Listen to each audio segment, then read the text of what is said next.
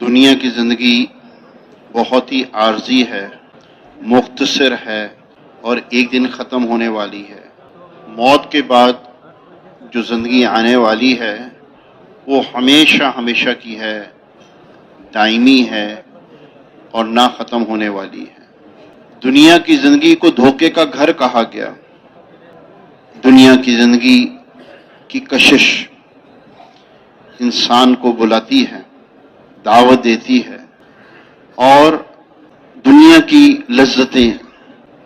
دنیا کا جو چیزیں، نقشے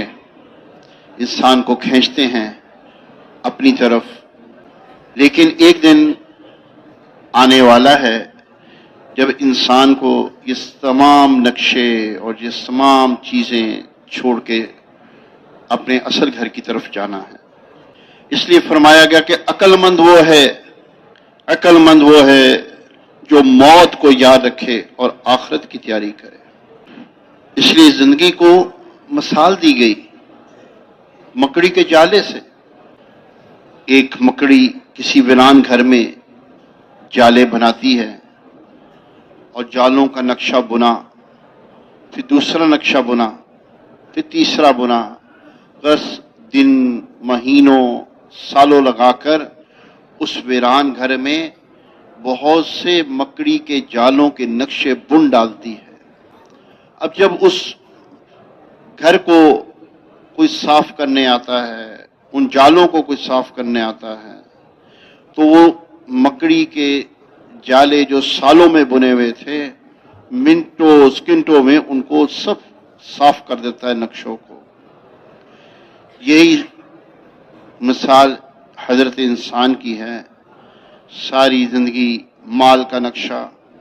دکان کا نقشہ، سواری کا نقشہ، جائیداد کا نقشہ، سونے کا نقشہ، چاندی کا نقشہ اور ملازمت کا نقشہ، ڈگری کا نقشہ، ان سب نقشوں کو اکٹھے کرنے کی جستجو میں، کوشش میں، بھاگ دوڑ میں لگا ہوا ہے۔ اور جب موت کا فرشتہ آئے گا تو منٹوں سکنٹوں میں، چند لمحوں میں ان تمام نقشوں کو صاف کر دے گا، اور پھر انسان کو اس وقت پتہ چلے گا کہ جس پہ میں محنت لگا رہا تھا، جس پہ میں دن رات لگا رہا تھا، اس کی حقیقت یہ ہے کہ وہ مجھ سے چھن جانے والی چیزیں ہیں، مجھ سے لے لینے والی چیزیں ہیں۔ جب اس دنیا سے پردہ کروں گا، ان میں سے کوئی چیز ساتھ نہیں جائے گی۔ یہ جالے سب مکڑی کے جالوں کی طرح ہیں۔ جو ساتھ جانے والی چیز ہے وہ انسان کا ایمان اور اعمال ہے۔ اس لیے انبیاء علیہ السلام کی دعوت اپنی قوم والوں کو، اپنے قبیلے والوں کو، اپنے ملک والوں کو کیا تھی؟ اے لوگو، اللہ سے تعلق قائم کر لو، اللہ سے دوستی لگا لو، اللہ سے محبت قائم کر لو، اور ایمان اعمال والی زندگی پہ آ جاؤ، اپنے یقینوں کو درست کر لو، اپنے دل میں سے دنیا کی محبت باہر نکال پھینکو اور اللہ کی محبت کو بسا لو، رچا لو، اللہ کے احکامات والی زندگی کو اپنے دلوں کے اندر بس کر لو۔ یہی کامیابی کا راستہ ہے، یہی عزت کا راستہ ہے، یہی کامیابی کا راستہ ہے۔ جس کے ہاتھ میں جو اس دن کا مالک ہوگا، جس دن حساب کتاب ہوگا، جو اس دن کا فیصلہ کرنے والا ہوگا، اس فیصلہ کرنے والے نے جو راستہ بتلایا ہے اس راستے کو اپنا لو۔ اور وہ کیا ہے؟ وہ دین ہے۔ دین دیا، اسلام دیا کہ یہ وہ راستہ ہے جس پہ چل کے تم کامیاب ہو سکتے ہو۔ اس لیے انبیاء علیہ السلام آ کے انسانوں کے قلوب پہ محنت کرتے تھے، انسانوں کے دلوں پہ محنت کرتے تھے، اور انسانوں کے دلوں کی زمین پہ اللہ کی اطاعت کے بیج بوتے تھے کہ اگر یہ انسان اللہ کا سچا بندہ، سچا غلام بن گیا تو جتنے نقشے ہیں یہ سب اس کے تابع ہو جائیں گے، سب اس کے فائدے کے لیے استعمال ہو جائیں گے۔ لیکن اگر یہ حضرت انسان اللہ کا نافرمان ہو گیا، اس نے اپنے پیدا کرنے والے کو نہ پہچانا، اس نے اپنے رب کو نہ جانا، اس نے وہ زندگی اپنے رب کے مطابق استعمال نہیں کی، تو پھر سارے نقشوں کے ہوتے ہوئے یہ ناکام ہو جائے گا، ذلیل ہو جائے گا، جیسے فرعون ہوا، جیسے حامان ہوا، جیسے وہ لوگ ہوئے، نمرود ہوا۔ نقشے تھے سارے، لیکن ایمان اعمال کی دولت نہیں تھی، تو اللہ جل شانہ نے ان کو سارے نقشوں کے ہوتے ہوئے ناکام کر دیا، اور ان کو ناکام کرنے کے لیے ان کے نقشے نہیں چھینے۔ قارون کو جب ناکام کیا تو اس کا خزانہ نہیں چھینا، اس خزانے کو بھی اس پہ ڈال کے اس کو زمین میں دسا دیا۔ فرعون کو اس کی بادشاہت میں ہوتے ہوئے ناکام کر دیا، نمرود کو اس کے نقشوں کے ہوتے ہوئے ناکام کر دیا، اور بتلا دیا کہ نقشے کامیابی کی دلیل نہیں، کامیابی کی دلیل ایمان اور اعمال ہیں۔ اس لیے انبیاء علیہ السلام کی دعوت کہ لوگوں اپنے یقینوں کو درست کرو، اپنے ایمان کو درست کرو، کہ ساری کی ساری کامیابی ایک اللہ کے ہاتھ میں ہے، اور اللہ نے کامیابی دین میں رکھی ہے، اللہ نے کامیابی اپنے احکامات میں رکھی ہے، اللہ نے کامیابی اس میں رکھی ہے جو رب کو رب سمجھ کے زندگی گزارے گا، جو اللہ کے آگے سرکشی نہیں کرے گا، جو اپنی عقل کے گھوڑے نہیں دوڑائے گا، جو کہے گا میرے رب کا صبح کیا حکم تھا میں اس کی تعمیل کر لوں، میرے رب کا دوپہر کو حکم کیا تھا میں اس کی تعمیل کر دوں، رات کو کیا حکم تھا اس کی تعمیل کر لوں۔ وہ دیکھتا ہے ہر موقع پہ، ہر آن ہر گھڑی، میرا رب اس موقع پہ کیا چاہتا ہے، میرے رب نے کیا حکم دیا ہے، نبی نے کیا طریقہ بتلایا ہے، وہ تو اس کی تلاش میں رہتا ہے۔ اس کی آنکھ کا دیکھنا اپنے رب کو راضی کرنے کے لیے ہوتا ہے، وہ دیکھتا ہے، اس کے کان کا سننا وہ اپنے رب کو راضی کرنے کے لیے ہوتا ہے، اس کا چلنا، اس کا پکڑنا، اس کا بولنا، اس کا سوچنا اپنے رب کو راضی کرنے کے لیے ہوتا ہے۔ جس نے اپنے رب کو راضی کر دیا، اپنے پیدا کرنے والے کو راضی کر دیا، اس نے ساری دنیا کی نعمتیں سمیٹ لی، اس نے ساری دنیا کے خزانے سمیٹ لیے، اور جس نے اپنے رب کو ناراض کر دیا، سارے نقشے ہوتے ہوئے، بادشاہت ہوتے ہوئے، وزارت ہوتے ہوئے، اس نے ناکامی چن لی، ذلت چن لی۔ جتنے قرآن پاک میں واقعات آئے، قوموں کے واقعات، یہ محمد صلی اللہ علیہ وسلم کی امت کو نصیحت ہے بتانے کے لیے۔ وہ دیکھو پہلے بھی قومیں آئیں جنہوں نے اپنی کامیابیاں کن کن نقشوں میں دیکھی، اور وقت کے نبی گئے، انہوں نے بات سمجھائی، لیکن انہیں نبی کی بات کو نہ مانا۔ وہ دیکھو قوم نوح جو کہتی تھی ہم تعداد میں زیادہ، حضرت نوح علیہ السلام نے 950 سال تک اس قوم کو سمجھایا، بتلایا، چند مٹھی بھر لوگ ایمان لائے، اور باقی کہتے تھے کہ ہم اکثریت میں ہیں، ہم جب چاہیں گے ان مٹھی بھر لوگوں کو ناکام کر دیں گے کیونکہ یہ تھوڑے ہیں۔ جب نبی کی بات کو نہ مانا، نبی کی بات کو ٹھکرا دیا، پھر میرے اللہ نے کیا کر دکھلایا۔ پھر اللہ کا حکم آیا، پانی برسا آسمانوں سے، پانی نکلا زمینوں سے، پانی نکلا درختوں سے، پہاڑوں سے، ہر طرف پانی پانی، اور وہ جو اکثریت کے بل بوتے میں کامیاب ہونا چاہتے تھے، اللہ نے ان سب کو ڈبو کے اس پانی میں ہلاک و برباد کر دیا، اور کامیاب کون ہوئے؟ وہ مٹھی بھر جو ایمان اور اعمال کی دولت سے مالا مال تھے۔ وہ قوم عاد آئی، اور قوم عاد کا نعرہ کیا تھا؟ اللہ نے ان کو 60 ہاتھ قد کھجور کے درخت ہاتھوں سے کھیڑ لیتے تھے، اور ان کا نعرہ تھا کہ ہم سے بڑھ کے طاقت والا کون ہے؟ نبی آئے، نبی نے سمجھایا کہ طاقت تو اللہ کے خزانوں سے آتی ہے، اللہ جس کو جتنی تقسیم کرے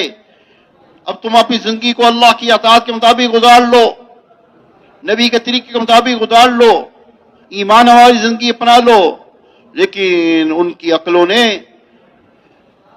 किसी और तरफ देखा और वो कहते थे हम अपनी ताकत के बल बोते हुए जो मर्जी कर सकते हैं दुनिया में। आज भी लोग हैं इस तरह के जो ये सोच रखते हैं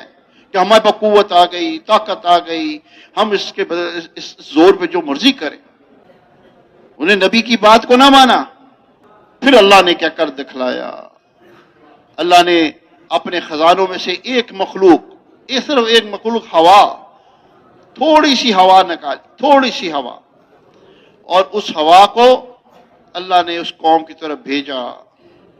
उस हवा ने उन नाफरमानों को, उन 67 खाद कद वालों को जमीन से उठाया, हवा में घुमाया और पटक पटक के जमीन पे मारा और हलाक को बर्बाद कर दिया और उन सबको हलाक कर दिया। और क़यामत तक आने वाले इंसानों को ये बतला दिया, वो देखो तुम उस कौम की तरह ना सोचना, तुम अपनी सोच के रुख को बदल देना। वो देखो कुव्वत और ताकत वाले, अल्लाह ने उनको कैसे हलाक को बर्बाद कर दिया, कैसे टुकड़े टुकड़े कर दिया, कैसे उनको जमीन पे पटक पटक के हलाक कर दिया। और उस दौर में भी कामयाब कौन हुए? ईमान और अमाल वाले। कौमें समूद आई, उसने कहा कि पहली कौम तो हवा से हलाक हुई, हम बड़े समझ वाले, हम बड़े अकल वाले, अब हम पहाड़ों में ऐसे घर बनाएंगे कि हवा कुछ नहीं बिगाड़ सकेगी। उनकी निगाह इस पे नहीं गई कि उस कौम ने क्या अल्लाह की नाफरमानी की, क्या यकीन की खराबी थी, क्या अमाल की खराबी थी। हम उस यकीन को दुरुस्त कर लें, हम उन अमाल को दुरुस्त कर लें, हमारी बचत हो जाएगी, हम कामयाब हो जाएंगे। बल्कि उन्होंने ज़ाहिरी नक्शे को देखा, ज़ाहिरी नक्शे को देखा और उन्होंने बड़ी मेहनत और कोशिश से पहाड़ों में महफूज घर बनाए, महफूज घर, और सोचते थे कि इन महफूज घरों में अब कौन हमारा क्या बिगाड़ सकता है। नबी आए, समझाए, कहते हैं अल्लाह पाक किसी कौम पे अजाब नहीं भेजता जब तक उस कौम की तरफ अल्लाह पाक समझाने वाला ना भेजे। अल्लाह ने समझाने वाले नबी को भेजा, समझाया, लेकिन नबी की बात को ना माना अपने घमंड में। और फिर अल्लाह ने क्या कर दिखलाया, अल्लाह ने अपने एक फरिश्ते को हुक्म दिया, उस फरिश्ते ने चीख मारी और उस चीख से उन नाफरमानों के कलेजे फट गए उन महफूज घरों के अंदर बैठे बैठे। और अल्लाह ने क़यामत करने वाले इंसानों को और खास तौर पे मोहम्मद सल्लल्लाहु अलैहि वसल्लम की उम्मत को यह बतला दिया कि तुम उस भूल में ना रहना जिस भूल में कौम समूद रही। देखो उसके उनके मुकाबले में भी कामयाब कौन हुए? ईमान और अमाल वाले। आज के दौर में भी जिन जिन नक्शों पे मेहनत करेंगे, जिन जिन कुव्वतों पे मेहनत करेंगे, कामयाब वो होगा जो ईमान और अमाल वाला है। उसके बाद नक्शे होंगे फिर भी कामयाब है, नक्शे नहीं होंगे फिर भी कामयाब है। खाने को रोटी है और ईमान अमाल वाला है तो अल्लाह उसको रोटी के साथ कामयाब कर देंगे। खाने को रोटी नहीं, पेट पे पत्थर बांधे हुए हैं लेकिन ईमान अमाल वाला है, अल्लाह इसको इस भूख में कामयाब कर देंगे। अल्लाह के हां मेयार ईमान और अमाल है। रहने को मकान है तो और ईमान अमाल वाला है और बहुत आलीशान मकान है, अल्लाह उस आलीशान मकान में उस ईमान अमाल वाले को अल्लाह पाक कामयाब कर देंगे। और एक आदमी जो बेघर है, जिसका घर नहीं है, न पत्थर का घर है न मिट्टी का घर है, लेकिन ईमान अमाल उसके दिल में बचा बसा है, अल्लाह उसको बगैर घर के कामयाब कर देंगे। एक आदमी जिसके पास सोने और चांदी के ढेर हैं, माल है, बैंक बैलेंस है, तिजारत का माल है और क्या क्या दौलत है, ईमान अमाल वाला है, अल्लाह ने उस आदमी के लिए भी मौका रखा है कामयाबी का। और वो उस शख्स को दावत है कि इस माल को, इस सोने चांदी को अल्लाह के अहकामात के ताबे ले आओ اس میں زکات دو، اس میں صدقہ دو، اس میں غریبوں کی مدد کرو، وہ دیکھو تمہارے پاس اس مال کے اندر کامیابی کا اللہ نے راستہ بنا دیا ہے۔ تمہیں کامیاب ہونے کے لیے غریب ہونے کی ضرورت نہیں ہے، تم اپنے مال میں رہ کے کامیاب ہو سکتے ہو۔ اللہ اس کو کامیاب کرے گا اگر وہ مال والا ایمان اعمال والی زندگی پہ ہوگا۔ اور ایک غریب جس کو مال نہیں، صبح کھاتا ہے تو رات کا کھانا نہیں، رات کو کھاتا ہے تو صبح کا کھانے کا نظام نہیں ہے، اور اس کو اللہ نے اس غریب کو یہ شرط نہیں رکھی کہ وہ کامیاب ہونے کے لیے وہ امیر بنے، امیر ہونے کی محنت کرے۔ اللہ نے غربت کے احکامات دیے، اللہ نے غربت کے احکامات دیے، اس غربت کے احکامات کو اگر یہ پورا کر رہا ہے اور غربت میں رہتے ہوئے اعمال کر رہا ہے، اللہ اس غریب کو کامیاب کریں گے اور اس امیر کے برابر کی جنت دیں گے جو اپنی امارت میں بھی اعمال کر رہا ہے۔ تو اللہ کے ہاں یہ دنیا کے نقشے جس کے پیچھے میں اور آپ صبح اور شام صبح اور شام کوشش لگی ہوئی ہے، اللہ نے ان نقشوں کو مقدر کے ساتھ جوڑا ہے۔ اللہ نے اس میں کامیابی نہیں رکھی۔ اللہ نے محنت کا میدان دیا ہے، دنیا بے شک محنت کا میدان ہے، اس میں اپنی محنت کرنی ہے، اور محنت کے لیے ایمان والی زندگی ہے، اعمال والی زندگی ہے۔ اس میں صحابہ اس میں آگے بڑھتے تھے، ہاں جی، نمازوں میں آگے بڑھنا، نوافل میں آگے بڑھنا، تلاوت میں آگے بڑھنا، ذکر میں آگے بڑھنا، اللہ کی اطاعت میں آگے بڑھنا، نبی پاک کی جیسی سنت زندگی آ جائے اس میں آگے بڑھنا۔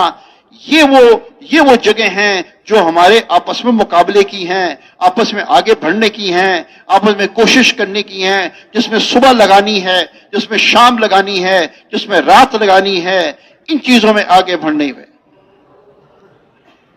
اور جب ہم ایمان اعمال والی زندگی اور تقوی والی زندگی اختیار کریں گے تو اللہ کا وعدہ ہے کہ ساری کائنات میں تمہارے تابع کر دیں گے۔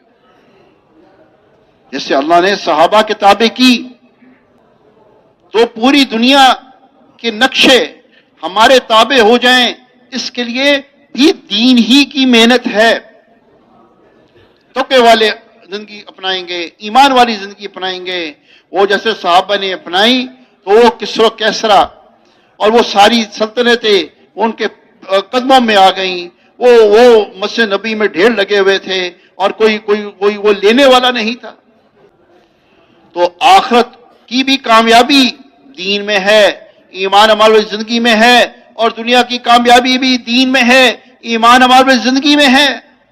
یہ نہیں کہ دین کے لیے الگ محنت ہے اور دنیا کے لیے الگ محنت ہے، نہیں، یہ ایک ہی محنت میں ہے، ایک ہی کوشش ہے۔ اس لیے اللہ نے ہمیں کامیاب ہونے کے لیے دین دیا، اللہ نے کامیاب ہونے کے لیے ہمیں دین دیا، اللہ نے کامیاب ہونے کے لیے ہمیں اپنے احکامات دیے، اللہ نے کامیاب ہونے کے لیے ہمیں نبی وقت کی مبارک زندگی دی،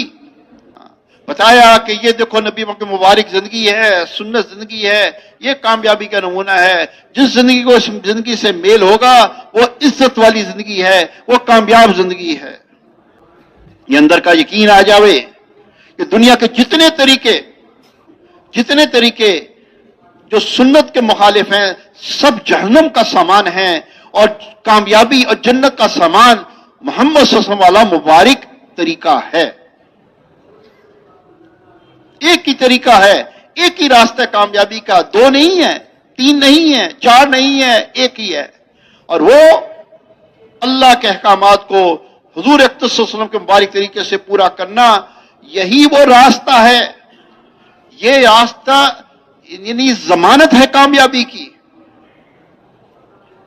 یہ نہیں کہ کچھ یہ اپنا لو اور کچھ وہ اپنا لو، کچھ چلو دین کے طریقے اپنا لو، کچھ اور ملکوں کے اور قوموں کے طریقے اپنا لو، نہیں۔ یہ اپنے دھندلے پن کو صاف کرنا ہے، اپنے ذہنوں کو صاف کرنا ہے، اپنے دل کو اس بات سے صاف کرنا ہے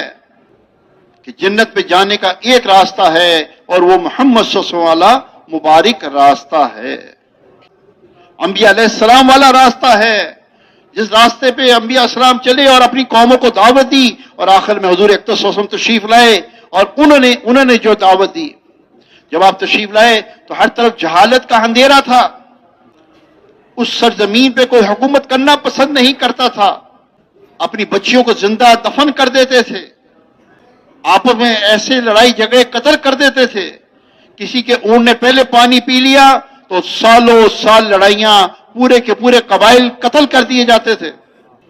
خون پڑا ہوتا تو بغیر تحقیق کے چاٹ جاتے تھے۔ تو اس جہالت کے دور میں جب یہ نبوت والی محنت ہوئی، یہ تبلیغ والی محنت ہوئی، نبی پاک صلی اللہ علیہ وسلم جب اس محنت کو لے کے آئے تو پھر ہدایت کا نور پھیلا، پھر یہی جگہ بنی جو مرکز بنا پوری دنیا میں ہدایت کے پھیلنے کا، پوری دنیا میں ہدایت کا نور کے پھیلنے کا ذریعہ بنا، اور یہاں وہ لوگ، پھر وہ مبارک جماعت وجود میں آئی۔ اس جگہ سے، اس محنت کے نتیجے میں، جس میں حضرت ابو بکر صدیق رضی اللہ تعالیٰ عنہ جیسے انسان، اور حضرت عمر فاروق رضی اللہ عنہ جیسے، اور پھر حضرت عثمان غنی اور حضرت علی مرتضیٰ رضی اللہ عنہ جیسے لوگ پیدا ہوئے، جن سے اللہ راضی ہو گیا اور یہ اللہ سے راضی ہو گئے۔ کہتے ہیں صحابہ کہ سینوں کو چیرا جاتا تو اندر ایک ہی جذبہ تھا، کیسے اللہ کا دین پوری دنیا میں عام ہو جاوے، اس پہ ہماری جان لگتی تو جان لگ جاوے، مال لگتا تو مال لگ جائے۔ اور نبی پاک سے مخاطب ہوتے تو کیا کہتے تھے؟ اے اللہ کے نبی، ہمارے ماں باپ آپ پر قربان، کیا ماں اور باپ وہ بھی قربان، بیوی بچے بھی قربان، مال بھی قربان، کاروبار بھی قربان، اور ایک ہی جذبہ تھا کہ اللہ کا دین پوری دنیا میں عام ہو جاوے، ہر انسان جو ہے موت سے پہلے اللہ کی اطاعت والی زندگی میں آ جائے۔ اس لیے انہوں نے اپنی جوانیاں لگائیں، اپنے بڑھاپے لگائے، اپنے بچپن پن لگائے، اور سب کچھ برداشت کیا، سب کچھ صبر کیا، اور اللہ کے دین کو عام کرنے کی کوشش کی، اس کے لیے نکلے۔ میرے بھائی دوستو، آج بھی ہم چاہتے ہیں کہ اللہ کا دین پوری دنیا میں عام ہو جائے، آج بھی ہم چاہتے ہیں حضور اکرم صلی اللہ علیہ وسلم والی مبارک زندگی پوری دنیا میں عام ہو جائے، لوگوں کو پتہ چلے یہ زندگی ہے، سنت زندگی ہے، یہ کامیابی والی زندگی ہے۔ اللہ نے ایسی کشش رکھی ہے کہ اگر ایک مسلمان کسی ملک میں، کسی شہر میں اگر سنت زندگی کے مطابق اپنی زندگی گزارے گا تو اس کی وجہ سے آس پاس کے کفر میں رہنا مشکل ہو جائے گا۔ اللہ نے ایسی کشش رکھی ہے۔ مسجد نبی میں نبی کے دور میں جب وفود آتے تھے تو ان کے لیے چند گھنٹے، چند دن وہاں ٹھہرنا مشکل ہو جاتا تھا، اور اللہ ان کو ایمان میں داخل کر دیتے تھے اس مبارک زندگی جو نبی پاک صلی اللہ علیہ وسلم کی زندگی کو دیکھتے تھے اور صحابہ کی مبارک زندگی کو دیکھتے تھے۔ آج ہم چاہتے ہیں کہ پوری دنیا میں اللہ پاک ہدایت کے فیصلے فرما دے میں، اور ہدایت کی ہوائیں چل جائیں، اور ایک صبح ہو اور ہدایت کی ہوا چلے، ہر کچے پکے گھر میں اللہ کا دین پہنچ جائے۔ جیسے سورج کی روشنی صبح ہوتی ہے نا، جو وہ ہر کھڑکی سے، ہر روشن دان سے داخل ہو جاتی ہے، جب اللہ کی طرف سے فیصلے ہوں گے ہدایت کے تو ہر دل میں ہدایت داخل ہوگی۔ لیکن اس ہدایت کے داخل ہونے کے لیے اس سے پہلے ایک قربانی مطلوب ہے، مقصود ہے، جو آپ نے اور میں نے دینی ہے، اور وہ جان کی بھی ہے، مال کی بھی ہے، وقت کی بھی ہے، جذبات کی بھی ہے۔ اس لیے کہتے ہیں اس ماحول میں آ کے ہم نیت اور ہمت سے ارادے کریں کہ یہ جو زندگی رہ گئی ہے یہ اللہ کی امانت ہے، یہ اللہ پہ لگانی ہے، یہ جان مال وقت اللہ پہ لگ جائے اور پوری دنیا میں ہدایت پھیل جاوے۔ جہاں کی فصل اگنی ہوتی ہے تو کچھ بیجوں کو مٹی میں ملنا پڑتا ہے، ان کے مٹی میں ملنے کی وجہ سے فصل اگتی ہے۔ اگر آپ اور میں چاہتے ہیں پوری دنیا میں ہدایت کی فصل اگ جاوے تو اس کی وجہ سے کچھ لوگوں کو اپنی خواہشات کو، اپنے جذبوں کو، اپنی جان کو، اپنے مال کو مٹی میں ملانا پڑے گا، اور اس کی وجہ سے اللہ پاک ہدایت کی فصلوں کو اگاویں گے اور پوری دنیا میں جاری و ساری فرمائیں گے، اس کا ذریعہ اگر میں اور آپ بن جائیں گے تو ہماری سعادت ہے، یہ اللہ کا فیصلہ ہے، اللہ کے نبی کی خوشخبری ہے کہ دین پوری دنیا میں عام ہو کر رہے گا، اس کا ذریعہ میں اور آپ بن جائیں گے تو ہمارے لیے آخرت کا سرمایہ ہے۔ تو اس لیے ہم نے ہر ایک نے سوچنا ہے کہ میں میری جان، میرا مال، میرا وقت کیسے اللہ کے لیے پیش کریں، اللہ کی جناب میں پیش کریں اور اللہ کو بتلائیں، اپنی نیکی دکھلاویں اور اللہ کو بتلاویں، اے اللہ اس کو قبول کر لے، تیری ہی دی ہوئی ہے، اور خود بھی کریں اور دوسروں کو اس پہ تیار کرے کہ اپنی جان اور وہ بھی اپنی جان، اپنا مال، یہ امت جو ہے اللہ کے دین پہ لگانے والے بن جائے، اور یہ اس محنت کو غالب کرنے میں اور دنیا کے تقاضوں کو مغلوب کرنے میں اس محنت کو کرتے کرتے پھر جو ضرورتیں ہیں ان کو بھی پورا کرنا ہے، لیکن اس محنت کو پہلے درجے میں کرنا ہے، اس کام کو پہلے درجے میں کرنا ہے، پوری دنیا میں دین عام ہو جائے اس کو پہلے سوچنا ہے، اور اس کے بارے میں پہلے منصوبہ بندی کرنی ہے، اور پھر دنیا کے جو تقاضے ہیں اس کو بعد میں سوچنا ہے، وہ اس کو پیچھے سوچنا ہے، تو انشاءاللہ اللہ پاک دین بھی کا کام بھی ہم سے لیں گے اور دنیا کے کام بھی اللہ مختصر وقت میں اللہ پاک کر دیں گے، اور اللہ پاک ہم سے دین کا کام لے لیں گے۔ اس سے نیت کریں، ہمت اور حوصلے سے ارادے کریں، صحابہ کی ترتیب پہ آنے کی کوشش کریں۔ صحابہ کی جماعت مبارک جماعت تھی، اور ان کا اکثر صحابہ کا جو تھا 4 مہینے اللہ کے راستے میں دور اور دیر کے تقاضوں کے لیے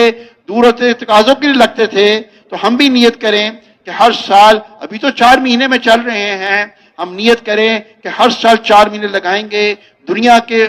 جس ملک کا تقاضا ہوگا، پاکستان کے اندر کا جو تقاضا ہوگا، دور کا، نزدیک کا، سردی کا، گرمی کا، ہم اس تقاضے کو پورا کریں گے۔ ہم کہیں گے یہ ہمارے حاضر ہیں 4 مہینے، آپ جہاں ہماری تشکیل کر دیں ہم حاضر ہیں۔ تو ہر سال 4 مہینے کی نیت کریں، ہر مہینے 10 دن، ہر مہینے